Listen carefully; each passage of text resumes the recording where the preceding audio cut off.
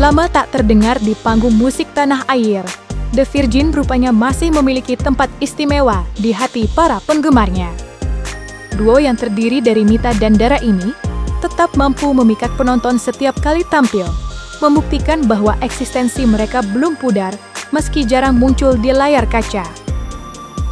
Perjalanan The Virgin dari panggung ke panggung selalu menyimpan cerita tersendiri, penuh momen berkesan yang kerap menjadi sorotan. Seperti pada pekan lalu, saat mereka menghibur para penonton di kota Yogyakarta dalam rangka perayaan ulang tahun sebuah kafe ternama. Lantas, seperti apa persiapan hingga kebiasaan unik Dara dan Mita sebelum manggung?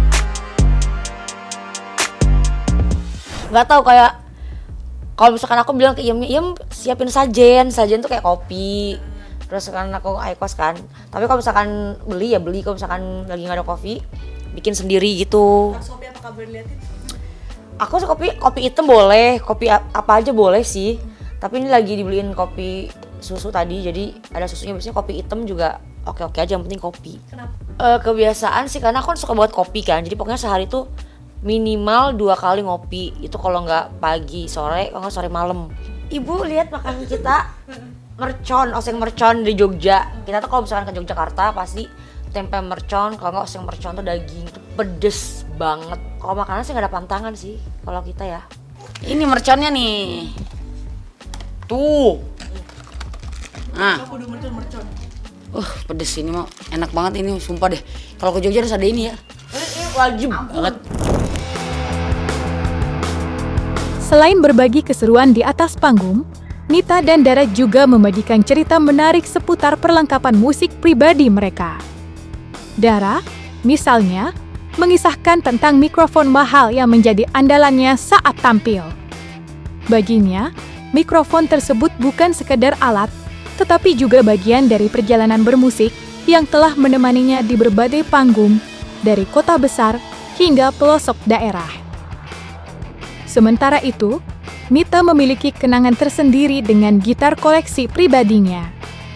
Gitar itu bukan hanya instrumen, melainkan saksi bisu dari setiap proses kreatifnya, dari menciptakan lagu, latihan panjang, hingga mengiringinya dalam penampilan berkesan.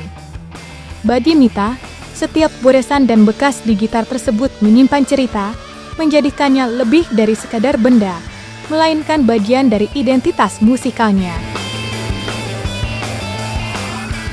Wah, ini kalau pas barunya beli tuh harganya hampir 45 juta. Sekarang mah paling harganya jatuh sih kalau dijual mah. Kalau PRS tuh. Tapi kalau PRS baru tuh anniversary ini kan spesial gold hardware. Lumayan sih kalau PRS tuh sekarang mungkin yang custom 24, kalau yang baru-baru sekarang mungkin hampir 60-an harganya. Ini tahun 2010. Ini tuh sayang banget. Jadi kemarin tuh sempat aku manggung waktu Solo, manggung di daerah mana aku lupa, manggung di mall. Terus tiba-tiba listriknya tuh mati, jadi mic-nya tuh kena, jadi ini tuh mati. Sedih terus itu pas aku mau manggung nggak bisa pakai mic ini, akhirnya hanya pakai mic mall. Terus aku sedih kan, bener-bener kayak nangis. Aku mau ganti juga, sayang, maksudnya kasihan gitu, ngerti gak sih, kayak udah nemenin aku kayak waktu tur sebulan yang kita berapa kota? 25 kota aja dia nemenin. Harganya 45 dulu Neng beli 49-an lah. Tampil di tengah perayaan ulang tahun pertama sebuah kafe, Mita dan Dara tak hanya menghibur penonton dengan lagu-lagu andalan mereka, tetapi juga menyentuh isu yang tengah hangat diperbincangkan.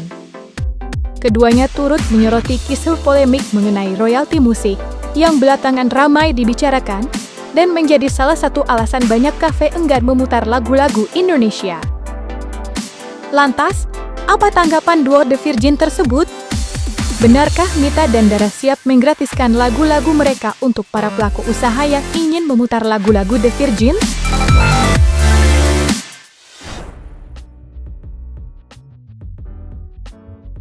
Dengan mengucap puji syukur kepada Tuhan Yang Maha Esa, saya selaku penasehat sebetulnya dan kebetulan menjadi komisaris di PT Pegasus ini. Are you ready?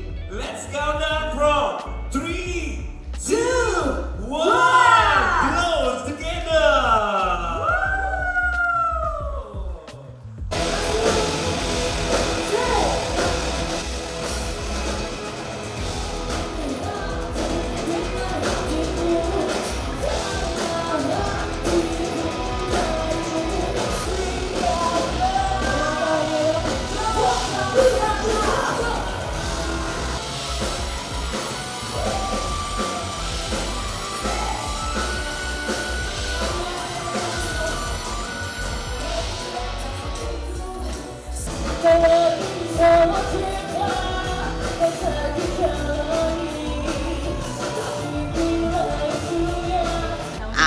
aman seperti kata Mas Dani, kalau cabangnya banyak free.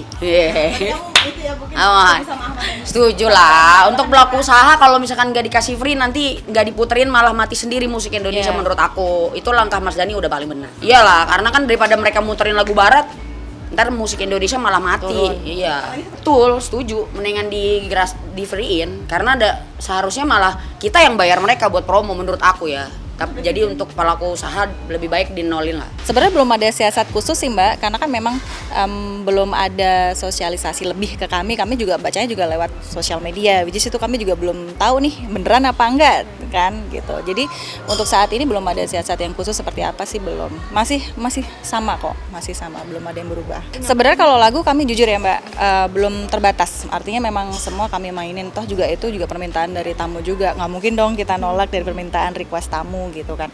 Tapi kalau memang dari aturan pemerintah ataupun dari LMK memang mengharuskan, ya sudah kami mengikuti. Siap bayar gitu. Siap gitu. Tapi memang ya sebaiknya sih discuss dulu ya kayak gitu. Gitu kan harusnya ada forum kita discuss supaya nyari jalan tengahnya itu seperti apa gitu loh. Kalau misalnya mereka ketok palu dari awal, waduh, kita yang sebagai pelaku bisnis dunia malam, apalagi yang resto lounge itu agak lumayan berat nih gitu. Tapi kalau memang sudah diharuskan kami harus bayar, ya mau gimana lagi. Acara yang digelar selama 2 hari berturut-turut itu semakin semarak dengan kehadiran musisi legendaris Indonesia, Ahmad Albar dan Ian Antono. Kehadiran 2 personel God Bless ini menjadi magnet tersendiri bagi para penonton, apalagi keduanya baru saja merayakan 50 tahun perjalanan berkarya di industri musik tanah air. Momen tersebut terasa istimewa karena penampilan Ahmad Albar dan Ian Antono bukan hanya membawakan lagu-lagu hits yang melegenda, tetapi juga menghadirkan nuansa nostalgia yang kuat.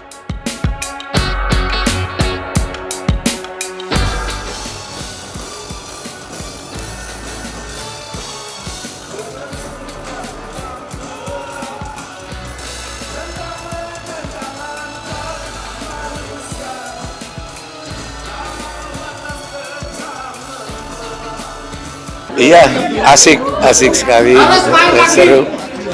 Pertama kali ya, jadi ulang tahun yang pertama kita dapat kesempatan bersama Ian Antono untuk tampil di sini. Penontonnya asik. Ya persiapannya ya, kita soalnya udah berapa bulan ya, 2 bulan ya, nggak kumpul. Jadi ada kesibukan sendiri seperti Fajar, dia main dengan Dani. Kemarin ini saya sama Ian kesini. Nah, nanti kalau misalnya mau main kesini lagi dengan God Bless, paling nggak 2 minggu, mesti dipersiapkan 2-3 minggu. Ya, mudah-mudahan kita berterima kasih banget. Jadi fans itu masih mau ikut kita menyanyikan lagu-lagu God Bless yang emang liriknya dari Cabang ke Pakan nggak akan mati.